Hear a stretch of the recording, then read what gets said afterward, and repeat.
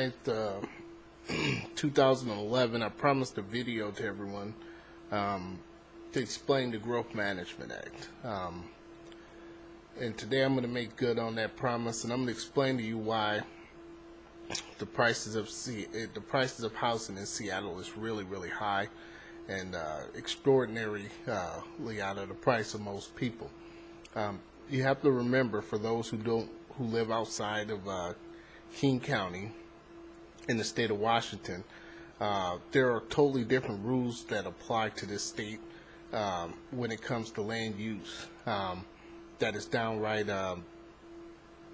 tyrannical, dictatorial, un-American. That is just, downright causing all types of social upheavals and types of problems that's going on. So after watching this video, I just want to tell you guys, it's my goal for you viewers to understand why the Seattle housing is so expensive. That's my main goal here. This will be a factual video based on who, what, when, where, and why. And then it's up to you, the viewer, to decide what you're going to do about it. What actions you're going to take to get this turned around. The who. The main actors, back in 1990, there was a law passed called the Growth Management Act. And the Growth Management Act, I'm going to read to you verbatim exactly what the law says. The Washington State Growth Management Act is a state law that requires state and local governments to manage Washington's growth by identifying and protecting critical areas and natural resource lands, designated urban growth areas, preparing comprehensive plans and implementing them through the capital investments. What capital investments does the state of Washington have? Its capital investments are done with the banks.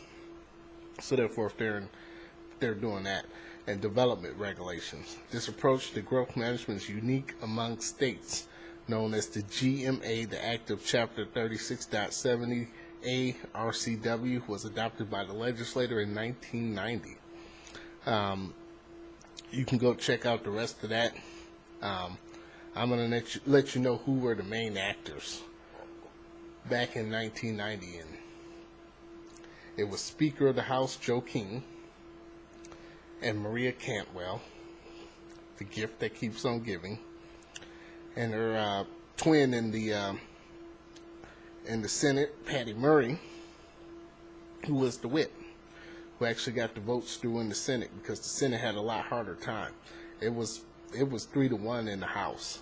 The bill was then signed by Governor Booth Gardner, who's dead now, and atoning probably for what he's done. The Growth Management Act is what? Who what? The Growth Management Act is a land use regulation, period. It gives the state complete control over the land use in the state of Washington and among populated cities, anything that they deem that's fast growing, and that's usually by a percentage. Again, that was passed in the wind. That took place in 1990, where Simple Olympia at the State Capitol House. Why? Because the special interest groups, or the oligarchs that live here, and I think you know pretty much who they are, because if you mention Seattle or Washington State to anyone, they're quick to say Microsoft, Amazon, Nintendo, Starbucks, and the famous names that go along with them. Those are the controlling the oligarchies here in the state of Washington, without a shadow of a doubt. Anybody that's familiar with the term oligarchy, it's a concentration of power in a very few hands. That's the reason why you've seen those clippings between there's just the rich and there's just the poor and the disappearing middle class. That's just fact. That is the way it is. So anybody that's trying to get a grasp of why those people, along with the legislators that I mentioned, are alone to blame for this. But what let me tell you exactly what they did. They've been trying to control, who can live in Seattle for quite some time back then. I mean, this was going on back in the 60s, where there was a big push because farmlands and stuff that used to be in what was unincorporated Kirkland and a lot of the other areas, they wanted, the farmers were concerned about, the spread of the city. There was other concerns. And what the special interests and the oligarchs did was they started trying to push through some land use regulation laws, and they couldn't get them through. Eventually, what they did was they came up with a plan. They started getting rid of the local politicians and the county commissioners and stuff like that who didn't support the Growth Management Act, the land use regulations of where you can live and where you could stay. Therefore, once they got rid of those people, they started bringing in other people who supported those ideas into the legislators branch and into the governor's office. They organized at the local level, and they moved it on up. They promised the baby boomer crowds, the people who were leading them, the baby boomers are the people who voted for this back, who organized for this back in the 80s. Those people could see plain as day that they were going to gain through the housing prices. I know this for the fact. I have an older gentleman who cuts my hair, and they were promised it's going to go up and up and up and up and up and up and up as far as the price for housing. So buy now. And I hate to say it, but he's right. But he got in and brought his house for $30,000. That same house is worth over $500,000 today, from in the 70s, from the late 70s. Late 70s, I think he said brought it in 79, 80. They got people in. They put in that law, and the prices shot up over 2,000% in his case. And he owns 3. So he's doing quite well. But for us who, the younger generations who come along and tried to buy homes and places to stay, your prices are astronomical. You're paying $1,800, $2,200, $2,400 a month in order to just have a place to put a roof over your head.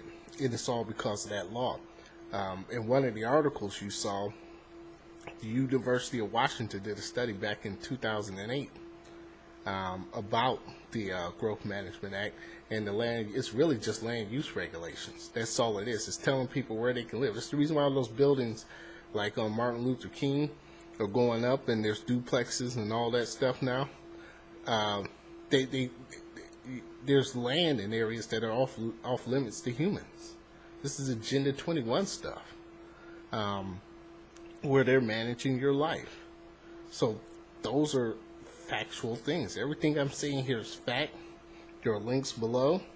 You can read into it for yourself, but I've told you the gist of it. I've given you the answer on why the housing prices are so high.